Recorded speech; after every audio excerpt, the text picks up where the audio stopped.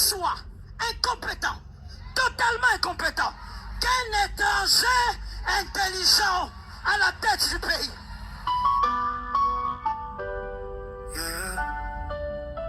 Écoute la voix du peuple. Quand la vérité parle, même le silence tremble. Le patriotisme dans le sang, gravé dans les veines. Sentinelle du peuple, debout sous la pluie, sous la haine. Prophète Élysée, messager de la rue. L'homme de la vérité, jamais vendu, jamais perdu. Il a combattu l'ennemi du peuple sans peur. Homme intègre, cœur propre, rempli de valeur. Pas un prophète comme les autres, non, différent. Déterminé à briser le mal depuis longtemps. Prophète Élysée, l'œil du peuple ouvert. Même si aujourd'hui on doute, la vérité est claire. Hier personne ne croyait en toi. C'est demain le temps donnera raison à ta voix. Prophète Élysée, l'œil du peuple ouvert. Même si aujourd'hui on doute, la vérité est claire. Hier personne ne croyait en toi. Mais demain le temps donnera raison à ta voix. Anti-valeur dans le viseur, il est dénonce sans filtre. Tribalisme, clientélisme, ils refusent leur titre. Ils marchent droit quand d'autres changent de camp. La conscience prend pas besoin d'argent. Il a refusé de collaborer avec l'ennemi de la République, même sous pression, même sous la nuit. Pendant que certains ont trahi la nation, comme si trahir le pays était devenu banal, sans raison. Dans un régime moko ya oppression, la vérité ne meurt jamais. La vérité ne meurt jamais. Mbote nangana baimboka nyonso ya RDC. L'homme de Dieu que je suis, prophète messager de Jésus-Christ, MB Élysée, Stobandi Sanza Yamine, Mokolo ya Liboso, Longoni nangana Léopard, tozali qualifié. Quoique bitumbeza na mboka, Léopard tozali qualifié.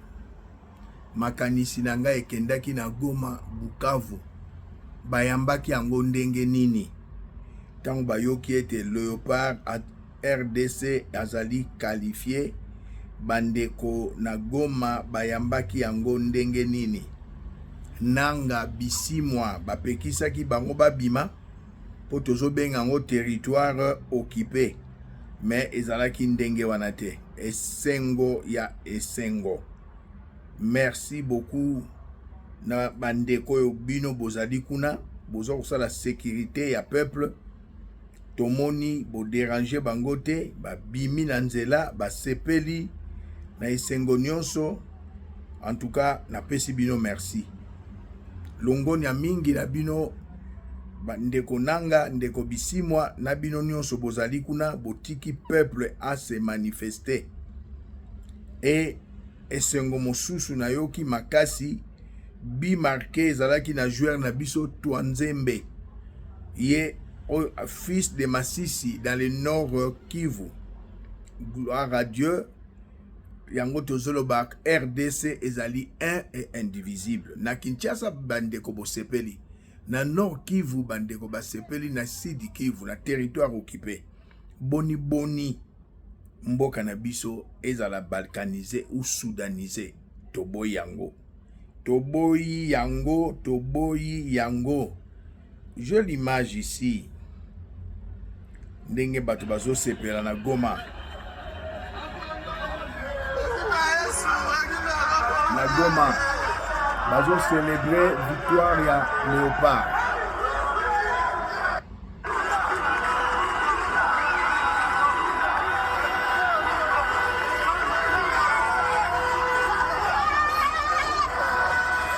Na ville ya Goma.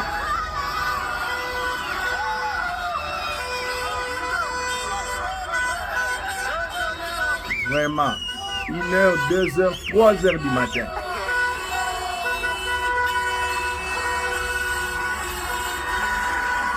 L'année bazo célébrer victoire.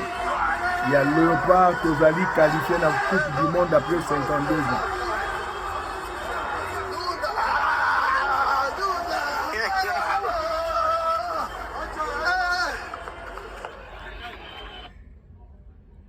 natie bandeko ya Goma pona kolakisa ba politicien gouvernement central na bandeko boza na Nord Kivu Sud Kivu toza ba congolais toza batu moko kovanda kosolola eza possible bo empêcher peuple abima sepela te peuple aza na Goma aza na Bukavu ye wana paza na Kisasa ba biso to ba congolais na pesi nzambe merci pour la qualification ya équipe na biso Léopard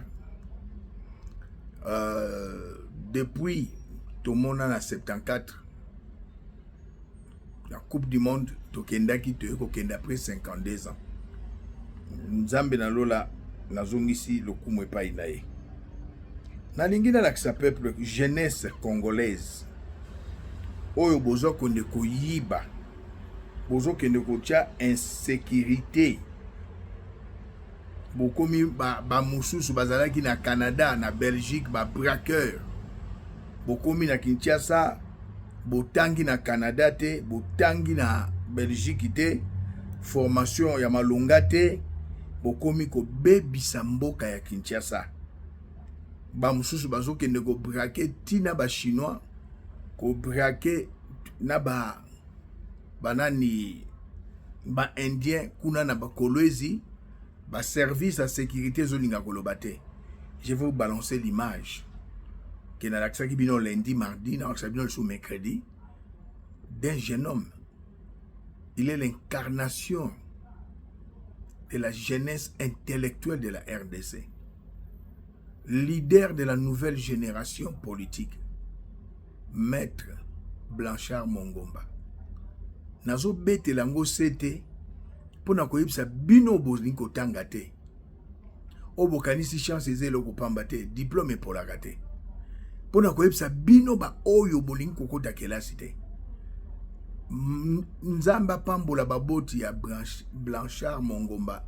C'est un avocat atangi kelasi atangi université nzamba pambola VPM ya bidje mupende de Bandundu, mais atie secrétaire ya parti Nouvel Élan Montequater, atie pe directeur à cabinet naye, mais total na ba parti politique mingi ba directeur à cabinet ka ekolo ya mokonzi azo kamba parti politique nzamba mona yo asalo malamu ndeko Adolphe Muzito.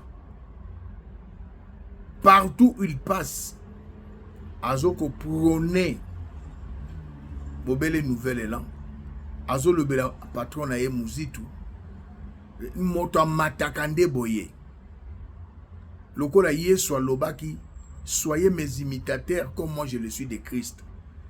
Ceux qui yozo tombola mokunzi na yote ekozala kokoso comme ennemi pe adversaire à mokunzi na yo nambandaka akena kombo ya Nouvel Élan Maître Blanchard Mongomba.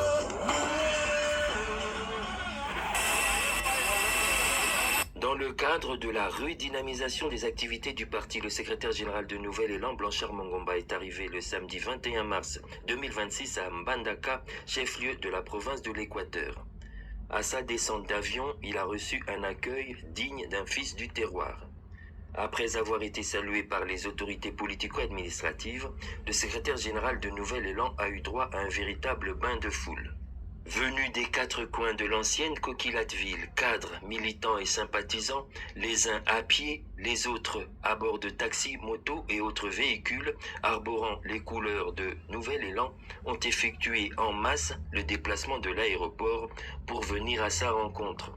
De là, escortés par des conducteurs de taxi-motos et entourés d'une foule nombreuse et enthousiaste, Blanchard Mongomba et sa délégation ont parcouru plusieurs kilomètres à pied à destination du bâtiment administratif de la ville, lieu du meeting.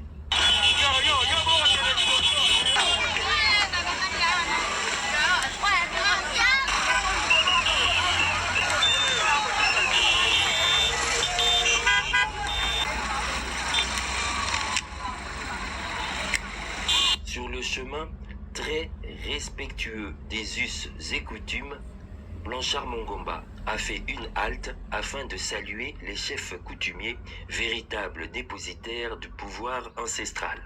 Prenant la parole devant la population amassée sur l'esplanade du bâtiment administratif, le secrétaire général de Nouvel Élan a commencé par solliciter une salve d'applaudissements en guise de remerciement à l'endroit du président de la République, Félix Antoine Tshisekedi Tshilombo, pour tous les efforts consentis afin de restaurer la paix et la sécurité sur l'ensemble du territoire national, et ce, en dépit de la guerre imposée par les ennemis de la RDC à l'est du pays. Ya solo toyebi que banguna ya Congo bazali kosala mwa nungu na partie est, mais tomoni solo et chef de l'État Félix Antoine Tshisekedi Tshilombo na diplomatie na ye azali kobunda, azali kosala makasi na gouvernement na ye mobimba po ete ba rétablir kimia pe tozali komona yango ndenge ezali kokoma eza boye te. Le chef de l'État Félix Antoine Tshisekedi Tshilombo na vision na ye nde asalaki ouverture ya gouvernement na ye nde na kati ya ouverture wana bomoni mwana mboka Adolphe Muzito Fumuti oyo azali président, oyo azali initiateur ya parti na biso Nouvel Élan kozwa bongo ebonga ya vice premier ministre, ministre ya budget tobetela ye maboko pamba te président de la République andimaki kopesa ye mokumba. Je suis vraiment content na elenge oyo qui fait la fierté à jeunesse intellectuelle ya mboka na biso. Il est l'incarnation de la nouvelle génération na classe politique. Nzamba batela ye pe asunga ye nazongisi lisusu na VPM ya budget Adolphe Muzito merci. Otalisi ki oza tribal te, otalisi ete ozotala ne ba compétence ozopona kaka bandeko na yo ba pende te oyo aza na compétence otie esika na ye l'homme qu'il faut à la place qu'il faut. Longonia na président ya Nouvel Élan, Longonia na ye moko oyo aza compétent pe aza digne ya kozala secrétaire général, digne ya kozala directeur ya VPM ya budget maître Blanchard Mongomba Mikolo Milayi Nzamba batela yo continuer ko honorer toujours parti politique ya bino na Nouvel Élan, ko honorer Adolphe Muzito, ko honorer République. C'est comme ça que bakendaka musika. Bino bilenge, c'est un exemple à suivre. Bolingi bakela cité. Diplôme et pour la kate. Babandaka nde boye. Po lobi soki bomoni akomi ministre kokamwate. Lobi omoni epe akomi na place isongolo pakala. Maître Blanchard Mongomba kokamwate. Awuti na Nouvel Élan.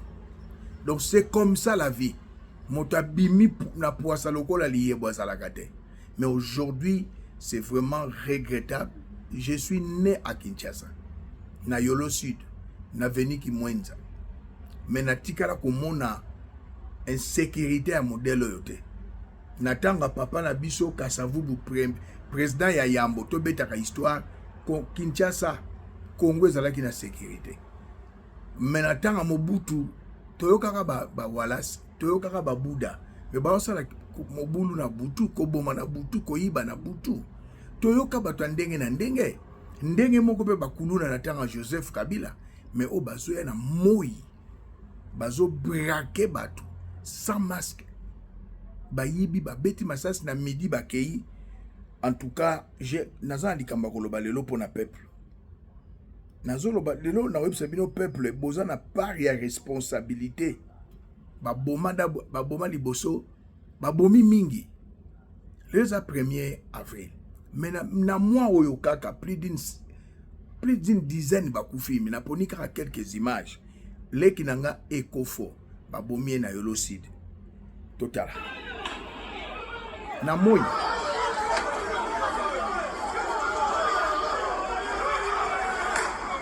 na Yolo Sud.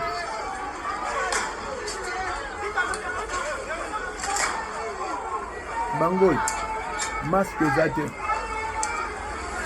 Bazou sac avec 10 000 $, Babidjo 60 000 $. On dit qu'il est Kelemba. Bazou se valide 20 000 $. Nayolo si. Bangoy. Basi Minzela Bakei. Insécurité.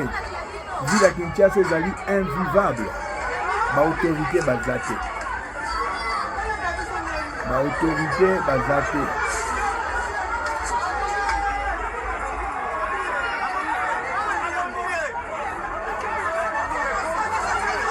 Mawa.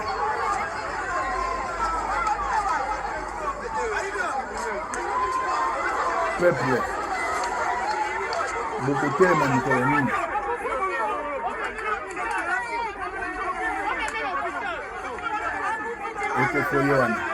Ye wana babotoli embongo babotoli babiju banoteka babiju na Zambie tala ndenge alali akufa bakunda deja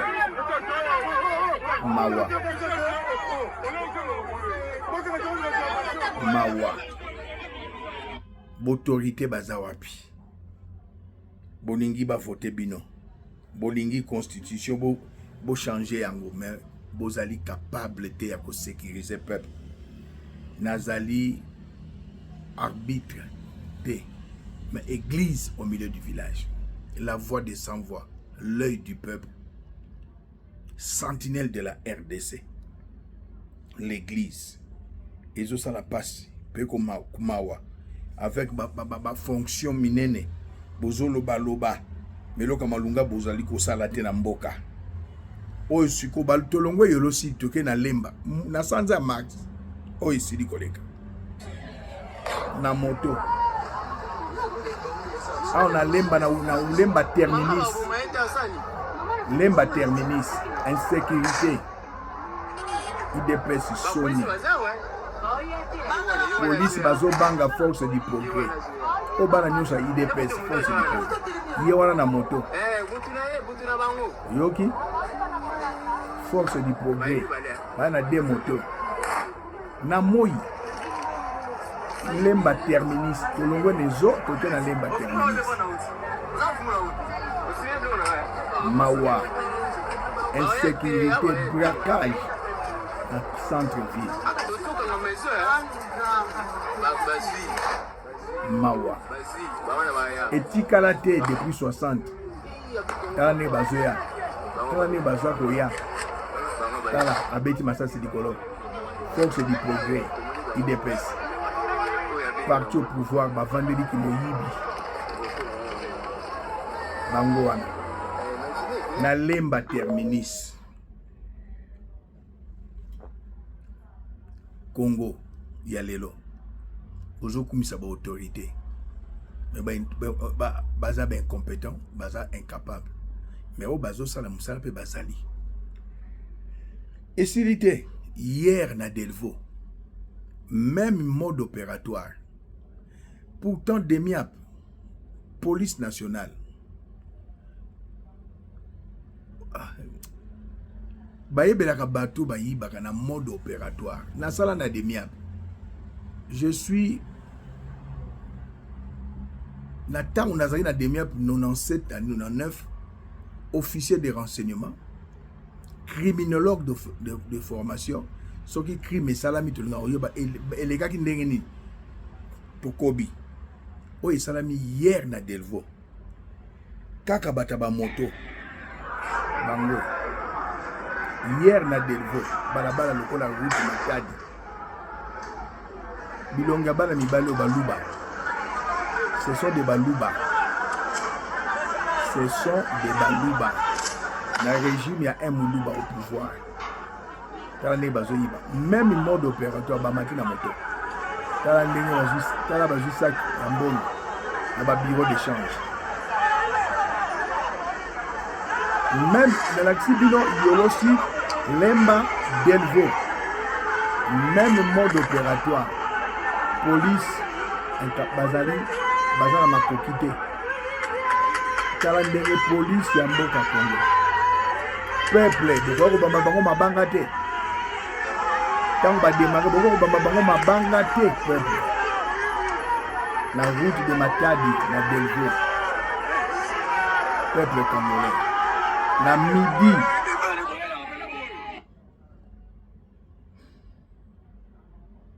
Moi, je défends la République. Je défends le peuple. Naza na parti politique qui m'ont côté. Naza na parti politique qui m'ont côté. Naza quoi? Papa Simon Kimbangu, Azaï na parti politique. Abundela peuple congolais contre Bamindele. Desmond Tutu a télémela apartheid. Martin Luther King a télémela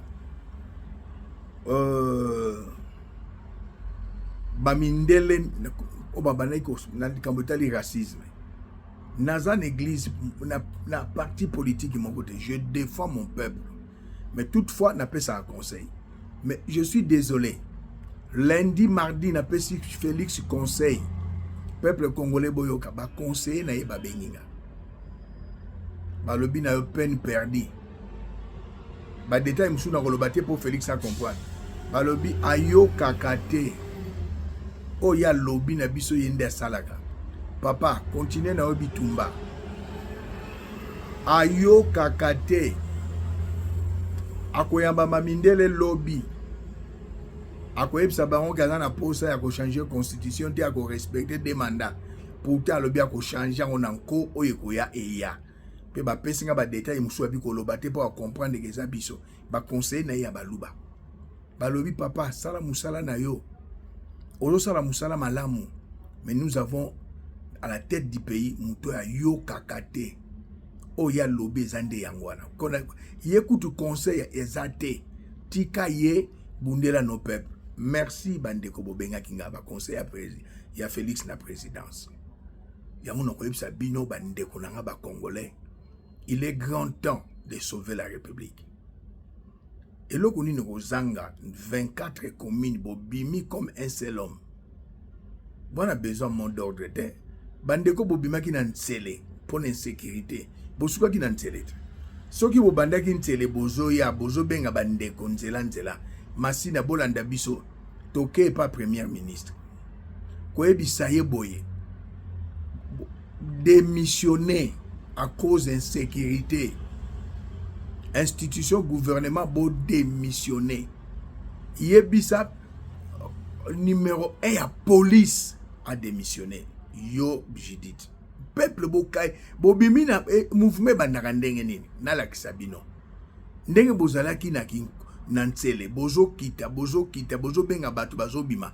Ti bozo benga ba musu bana njili bozo benga batu bazana na ozone kaluka Delvaux babo kita biso sito bandi bozui photo à 1 minute botindeli bango ba bimi boke boyebisi simui na tokolongwa wate bo démissionné yo démissionné numéro 1 à police a démissionné gouverneur cousin à Chilombo Daniel Mbumba l'incompétent a démissionné Olealoba monsieur le commissaire mais le monsieur le commissaire azobenge monsieur le commissionnaire. Il n'a pas été sur le banc de l'école, a démissionné. Ministre intérieur a démissionné. Ceux qui vont démissionner, c'est ça. Au cas contraire, vous appliquer l'article 64, na yechilombake. Pour insécurité depuis 60 de tika la kozalate. Na botama intérieur te, na botama na province te, na Zakinois, na Dallas, moi na Yolocide. Na veni ki mwenza lupa on a biso etala naki na terrain la frigate naza mwana kin naza mwana Dallas nzamba benginga nazo salela ye nazo bundela peuple insécurité à boye Chilombo vandi na ye Chilombo accepte que vous êtes un président faible, accepte que okipaka na yo souci à peuple aux anangote, accepte mon frère que je vous dise la vérité. Insécurité à modèle longe à disposition. Babouki bandaku au vandi kimia. Insécurité au vandi kimia. Bazo yiba au vandi kimia. Mais match à Léopard au Tché. Au Zolandango en direct. Loko landenge ba Obama bandeko landenge ba kosaba tuke ndenge ba atakaki Ben Laden. Match sili obimi penanzela Chilombo, c'est la bassesse. Ce que tu as fait là hier, c'est la bassesse. Maréchal toujours Coupe du Monde à ça la bloc à Boyete. Léopard a bêta na tanga Joseph à ça la bloc à Boyete. Ça c'est la plus haute, la plus grande distraction. Pessukoyo, ministre ya sport, a eu occasion de koyiba mbongo pour la Coupe du Monde. Ndenge ya lati akenda ko pesa batu mbongo, balata Varese pour l'entraînement pour un mois, mais 5 millions d'euros. Bon occasion de koyiba monani. Chilombo ko bimana butute. Quelle insécurité. Je suis désolé.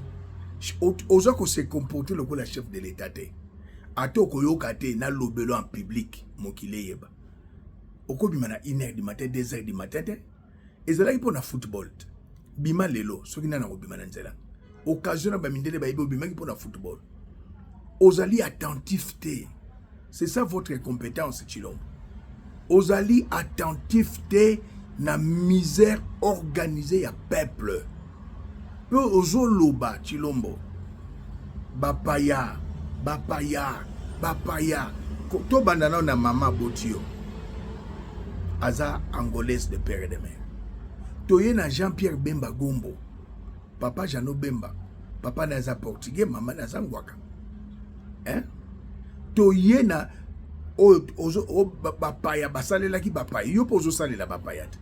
Chef d'état-major général adjoint ya FRDC Jacques Douro. Rwandais tout ya RCD Goma. Pacifique Masunzu. Rwandais tout. Obed Rwabasira. Rwandais tout. Alexis Guizarro. Rwandais tout. Tu travailles avec des Rwandais. Koko Sabatute. Hein? Tu travailles avec des Rwandais. Tu es en train de servir les Rwandais. Mais je veux passer un témoignage que j'ai apprécié. Avant de continuer mon émission. Yebaka avant kobima. O solo la kanabatu na yo. Balobi yo kakate. O sala makamunanko. Likamboze ya bapayate. Bongo yo zu minere na biso teke li bapaya. O bengi ba armée burundaise. Ba mercenaire. Baza ba congolais. Tolandana no oyo. Chilombo zo sala na mboka. Ba miyibi nyonso ya. Baluba na baluba. Je suis désolé. Je suis désolé. Ituri. Nakolobela yango. Tolandana mwana mobali. J'aimerais que on reprenne ensemble cette histoire. Oto bano kanisage bazaba konja Congo, bazakinde bapaya, bazosalela bapaya musala. Bon, bazalaki bapaya, bazosalela bapaya musala. Ok. Les Moupaya qui faisaient les bapaya musala, c'est-à-dire un étranger qui travaillait pour les comptes des étrangers. J'aimerais d'abord qu'on me montre comment Kabila a travaillé pour les comptes des étrangers durant tout son mandat de 18 ans. Il n'avait jamais eu des escortes étrangers, des bodyguards, des gardes-corps. Il n'avait jamais recouru aux mercenaires. Il a fait appel à la SADC, qui sont des institutions, des organisations connues régionalement, et la communauté internationale, qui est les Nations Unies, mais qui n'a pas mis pied dans l'armée de chez nous, mais il nous a aidés peut-être à faire quelque chose. Par ailleurs, lui qui n'est pas celui de Bapaya, il a utilisé et il continue à utiliser les gardes-corps étrangers, le blanc. Et ce n'est pas à demander, on a vu ça dans son sillage. 2. Il n'a jamais acheté une maison chez nous, au Congo. Il construit à l'étranger, soit au Qatar, à Dubaï, à Bruxelles, au Portugal, en Grèce. C'est partout là où Félix est en train de construire. Quelqu'un peut-il nous montrer aujourd'hui la maison de Joseph Kabila à Bruxelles? Quelqu'un est-il capable de nous montrer la maison de Joseph Kabila? Seulement, je ne demande pas beaucoup, mais de moi-même 2. Une maison à Bruxelles et une maison à Grèce. Mais nous allons vous montrer Kabila à Kingakati. Il a toutes ces maisons là-bas qu'on est en train de chercher. Même à Goma, il a commencé à acheter la chose qui a fait polémique depuis 1999. Alors, qui sert les étrangers dans ce sens? Félix vole l'argent, il l'envoie à l'étranger. C'est lui qui est parti nous signer un contrat avec les États-Unis pour prendre notre pays pendant 99 ans. Et jusqu'aujourd'hui, il ne veut même pas montrer ces documents-là. Il parle des étrangers, lui. C'est lui le premier étranger. Il est comme typo dans sa tête. Kabila a signé un contrat avec les Chinois. Il a dit aux Chinois de venir investir chez nous. Même si la procédure a été partie dans tous les sens, comme vous pouvez dire, mais au moins on voit un boulevard construit par les Chinois. On voit des maisons de Chinois. Aujourd'hui, ils bouffent l'argent.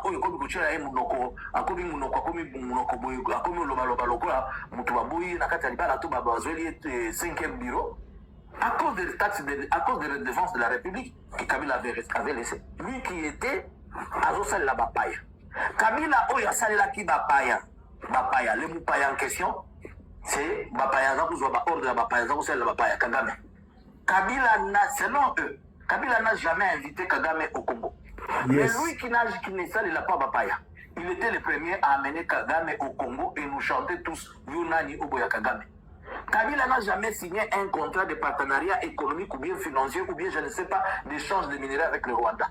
Lui, Félix, il a signé un contrat avec le Rwanda en donnant les minéraux de Sakima au Rwanda. Il a même fait intervenir Rwandair au Congo. À l'époque de Kabila, Rwandair ne venait pas.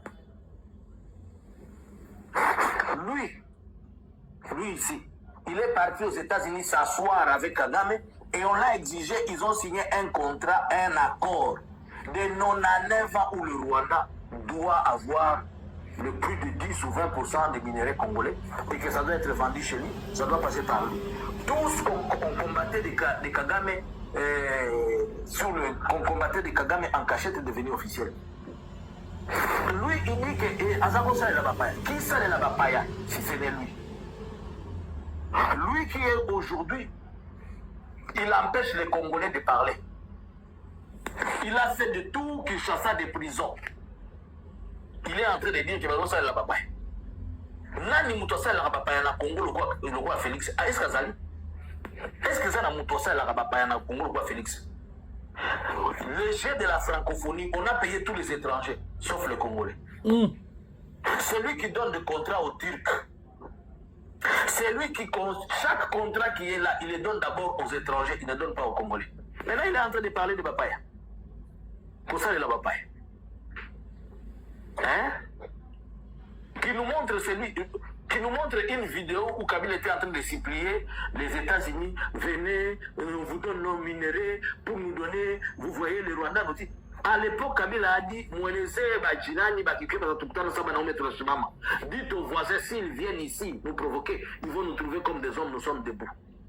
Si on a une salle à Bapaya entre Bangon Bale. Il y a un motoké qui a tiré qui a kotonga, mais il y a une usine à montage à drone pour que les Congolais.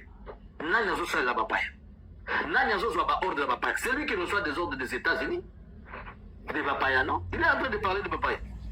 Écoutons cet homme.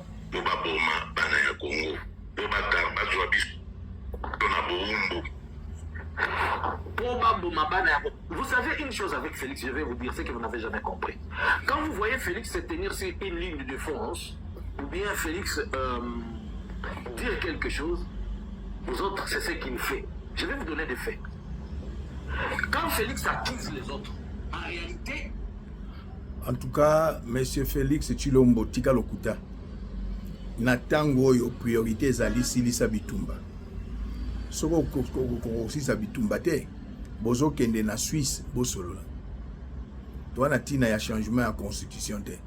Insécurité za na mboka. Injustice za na mboka. Impunité za na mboka. Détournement za na mboka.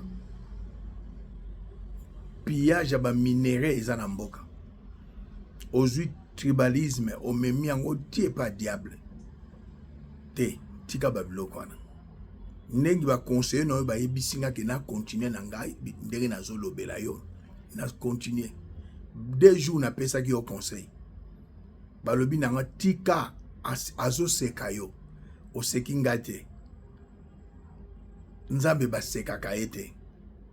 Soko seki mosala nzambe ya solo lokola nga o seki nzambe. Yebaka. Lifuti. Ezanga kate. Ya malamu eza malamu, ya mabe eza mabe. Je suis désolé. Je suis vraiment désolé. conséquence était à kolega conseil.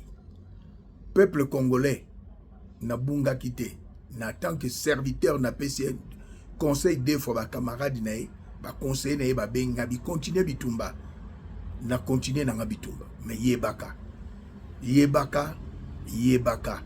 o zolona Chilombo okobuka et lelo na ekolakisa Chilombo yebisa maîtresse na yo aza mwasi na yo te mwasi no oyo mokili mombe yebi eza Denise Nyakeo yebisa maîtresse na yo bato bazali na la kisine bazo braquer bato mais ba braquer mususu ba uti na Canada lokola Christian Kabanga leki ya Lisette Kabanga Anthony Evoloko Kabanga bandeko ya Lisette Kabanga ye oche ya travailler mais bandeko na bazo braquer ba libanais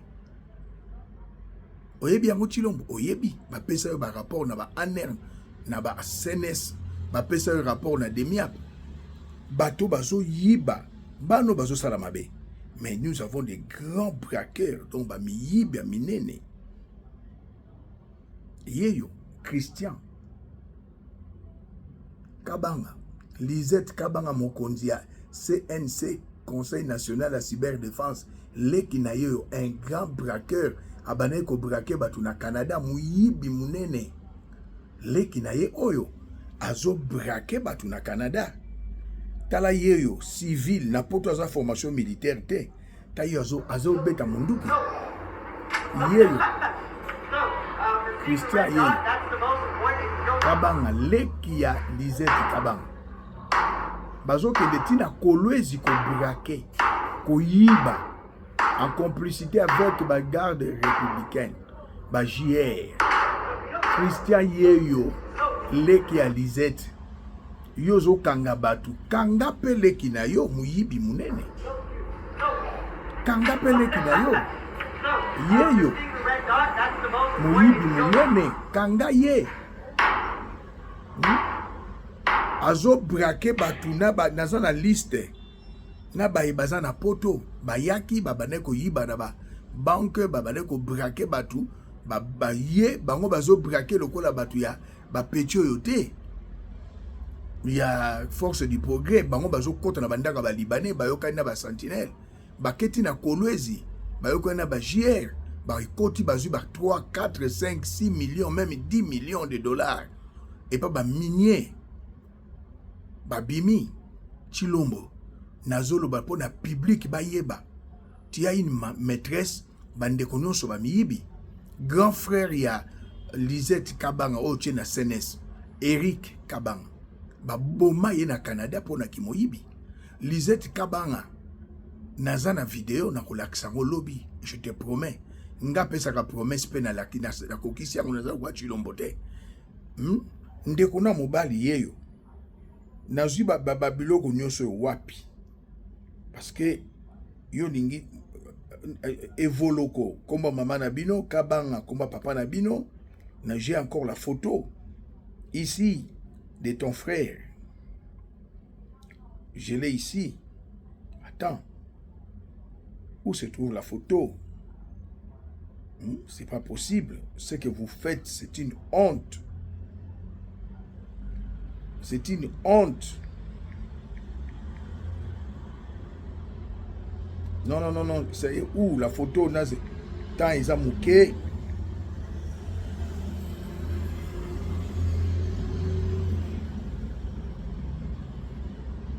Tant ils ont mouqué photo en décoration na koluka yango na la kiso Evoloko Anthony Evoloko Kabanga bangonde baso braquer batu Chilombo. Je suis désolé. Bano batama na ba moto amike bango bazalaka dimanche na pokwa bazo komata kokita na boulevard na ba moto minene ba miyibi Lisette Kabanga ba miyibi na matanga ya papa na yo Chilombo etela ba honorer papa na yo basale loko moko te na Congo na yebi koma monsieur Kabanga na politique na biso ya baluba papa na sale loko te basali ebe loge zanga mutuna makolo poza maîtresse. Je préfère Chilombo zala na Denise Nyakeo bandeko ne batanga Jeannette Nyakeo asalaka na ambassade na Londres. Lelo tu es ambassadrice. John Nyakero atanga 18 ans azalaki na Joseph Kabila. Azalaki pe na papa Etienne tanga banomaki papa Etienne na tanga Mobutu premier ministre. Il azalaki protocole adjoint. Mais oyo famille abangwalima. Ye moko Lisette Kabanga angwalima. Donc quand on a posé un autre au Kambakamboka na sentiment, je suis désolé. Et c'est que tu es la vérité, ndenge yo boyi et c'est que tu es bisakayo ba vérité. Denise Nyake wa sunga yot. Tout ça ba yango.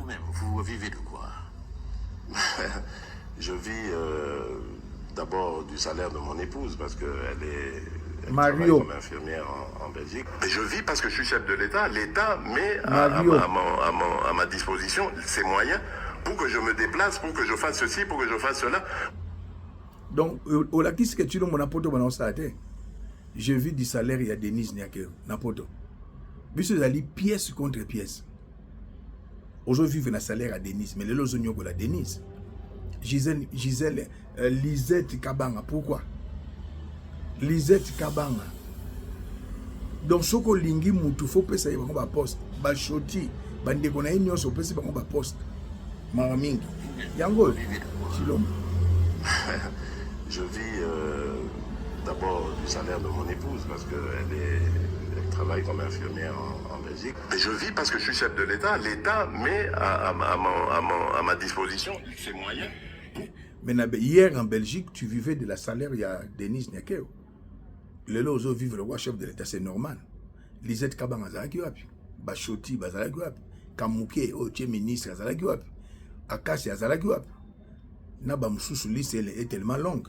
Je suis désolé. Tu l'ombo, tu as un problème Yamboka. Et Naina Alexandre Logo Mouya Petit Nanga Denis Lese Siga Zalinza Babigisae.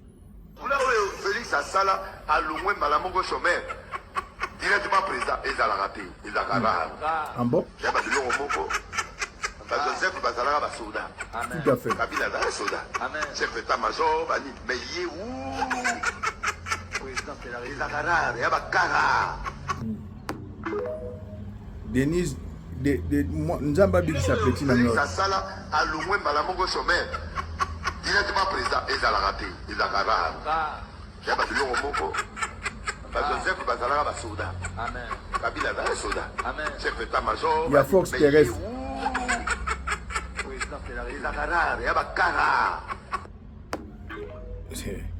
Et na seka ki batutan balobi Joseph Kabila ba somba kinda kuna 99 batu ba bazalaki nani. En 97 ngana kuti Joseph Kabila na FRDC chef d'état-major à force terrestre dans Afdelaye. Joseph Kabila ba chef d'état-major à force terrestre. 99 fois futa asomanda eza facile. Je suis désolé. Et na lingina le kiselo komoko na batinde linga na bandeko babenga kinga na ko répondre pe bango awa bandeko PPRD bazolo bananga olobela ka bisote na lobela bino ndenge nini hein nga zolobela peuple bosengaki na le kisayango. On disait, ce n'est pas son fils, il est... bon, il y avait beaucoup de doutes, beaucoup de propagande aussi des anciens moboutistes et tout ça qui essayaient de le dénigrer. Et alors un jour, j'étais en voyage avec une ONG, je crois, dans la région de Fizi, et on me dit, mais je faisais un reportage, je crois que c'était Médecins sans frontières, ou une ONG et tout. Et alors je me suis dit, mais puisque je suis ici, je vais... C'est pas compliqué, je vais parler avec les gens. Et donc, j'ai été parler avec les villageois et tout ça, et je suis tombée sur des vieux qui disaient, mais nous, on a connu le père Kabila. Ah bon, où était-il? Mais oui, son maquis n'était pas très loin de Fizi, dans la montagne, c'était par là. Bon, une dame qui dit, mais nous, très vieille, j'ai assisté au baptême de, ben oui, les jumeaux, quand ils sont nés dans le maquis, on a fait une petite fête, et on est allé au baptême de Joseph et de sa sœur. Jeannette. Jeannette, je dis, oh, mais ça c'est une information quand même. Donc il est né au Congo, il est né dans le maquis, il était bien le fils de... Donc il n'est pas rwandais. Mais non, on m'a dit, mais non, on a bien connu Laurent Désiré, mais il n'avait pas beaucoup de moyens, il était pauvre. Je dis, mais vous avez vu chez Guevara, et ces villageois disaient, mais oui, il venait, c'était un docteur, et il soignait les gens, mais il voulait se battre, il voulait pas faire docteur, lui, il voulait se battre contre l'impérialisme et tout ça. Il disait, mais un jour il est parti, mais le maquis a continué. Et donc j'avais la preuve que ce maquis existait, que Laurent Désiré Kabila avait quand même résisté, était présent longtemps, que Joseph et Jeannette étaient bien le fils. Et donc après j'ai rencontré des témoins en Ouganda qui avaient connu Joseph en Ouganda aussi. Donc voilà, il était bien le fils de son père. Voilà. Et... On a une déclaration à maman na biso ndeko na biso Colette Brackman. Na nebisa congolais nyonso que o eza chaîne YouTube. Eza chaîne moko commercial. Na lobelaka peuple ofele. Pour peuple azali vilpendé, peuple congolais azana mokitambusité, peuple congolais azonyo koma. Nazana besoin te peuple congolais opesanga mbongo. Bomba mbongo na yo, pe ozana ngote. Tande bazo brake bino ne bazo boma bino. Ndega to solaka na bino mo boyebi botindi video satellite ezati na Kisasa.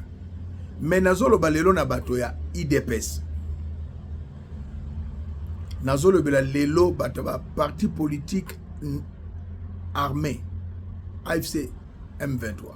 Na ba parti politique non armé.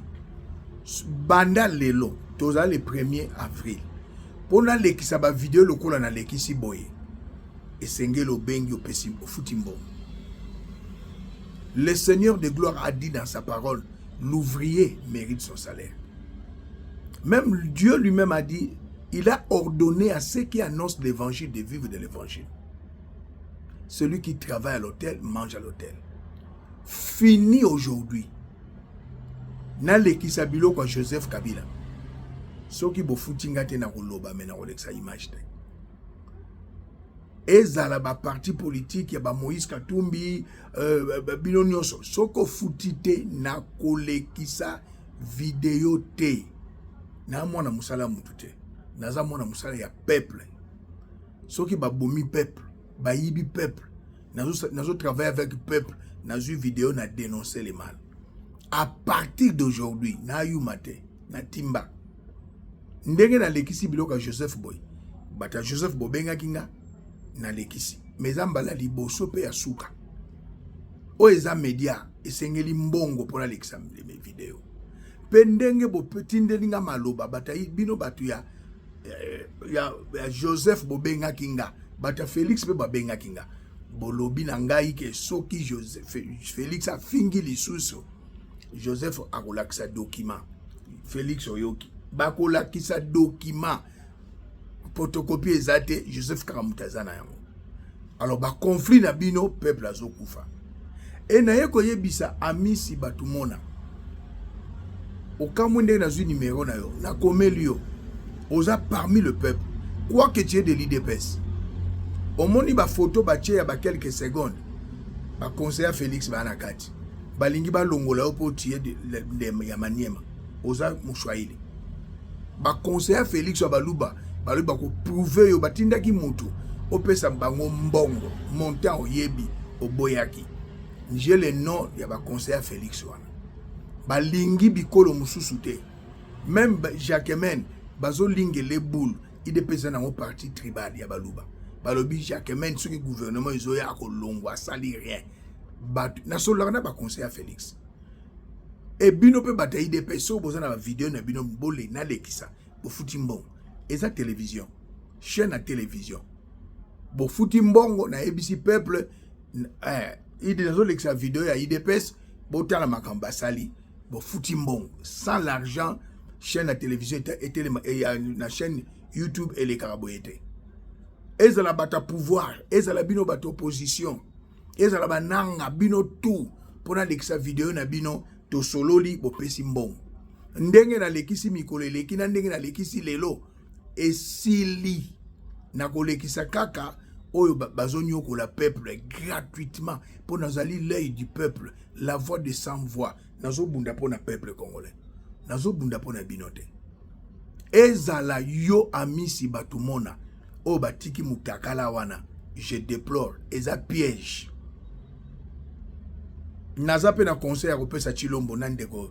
Ataku du Jean-Pierre Bemba kolongo la ete. Na lo bana na Jean-Pierre Bemba. Oyebisa Fachi babolongo la ete, botika ye. Il a été piégé. Faut ba vidéo en pas même 50 secondes. Ba vidéo même pas même 1 minute. Moi c'est Azar Basangisa qui n'enzoto. Même s'il est de l'IDPS, Azar parmi Nabundelaka peuple. PCA ya Ogefrem qui a été piégé na Batuya IDPS na Baluba. Baluba balingi ba choilufone pembeni ya Félix te. Même Chabani bazo piégé yo kalate. Ngabundelaka peuple. Que tu sois de l'IDPS, que tu sois na Goma, na l'activité vidéo à Goma neba sepelite. Ozala na opposition et comme likambo ya mpata, opesi mbongo, opesi vidéo na yo, ezala na finga na katite. To sololi na balancer yango. Gratuité, bon monaki yango esimbate, même ya enseignement. Eza ya maloba, mais simbate. Na lekisi ba vidéo na bino mingi awa. Ezala bino batu ya AFCM 23. Ezala bino batu ya nani, comment on appelle ça, ya Joseph Kabila. Ndenge na uti ko leksa.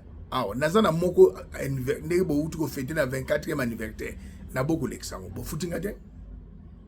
Ba gratuité ezala raté na vie. Babala ka mosi gratuitement, batanga classe gratuitement, ba somba kelamba gratuitement. Hein? Te pour naza musala nzambe vous voulez profiter? Non. Na telemele on pe na boyamo. Et pour la ressoukisa, Lisette Kabanga, Pekisa, Anthony, et Voloko. Pour maman, la bino comment est Voloko. Atika Kimoyibi. Pekisa Christian Mouyi, Atika Kimoyibi. Bazo que nous braquer ba chinois. Chilombo, tika sentiment, ko ezamboka. Hein, ba seme ki na yoyo. Ya maîtresse na yo oyo, ba miyibi. Famille mobimba ya bangwalima. Ole bazo côté papa Kabanga Kufa, bazo côté ya ba Voloko. Maman na bango voloko taka ba fakwa na ba fakwa. Je suis désolé. Tu ne mérites pas. Vous avez un diplôme d'état. Yo mwana mwonso yo Lisette Kabang. Denise kuta tanga kolega yo. Bandeko Denise nyakero batanga kolega yo. Vous avez un diplôme d'état. Bandeko no ba miyibi na miyibi. Ba vidéo musu na kolekisa lobby. Ya yo Lisette Kabang. CNC eza musala ezalaka na kati ya anert. Eko za likolo ya CN il y a Conseil national de sécurité. Chilombo musala ngozo travailler na sentiment. Ozuma kama ya ba momi otie na kati, je suis désolé. Peuple congolais telemato libéré mboka. Chilombo va conseiller balobi akoyoka te. Alors ngana lobi to telemato libéré mboka. Nanzela article 64. Soki crime sala misusu mbala oyo bobima na balabala. Tie pa ya mwasi oyo premier ministre qui a échoué. Oyo pe asali makambo soni afingisi mobali na ye asali bosoto na libala na ye bosoto ya bosoto a mérité kutu koza su mwasi atuluka te. Bosoto ya bosoto. Je suis désolé. Tout élément. Peuple congolais to sikola mboka. Congo eza ya baluba te. Eza ya bikolo nyonso. Swahili, Muluba, Mukongo, Mungala. Amisi batumona ti a été piégé na batu na présidence. Batika yosala. Bomoni bolumbu amisi batumona bozwi nini. Benganga na koyebiso masolo. Merci.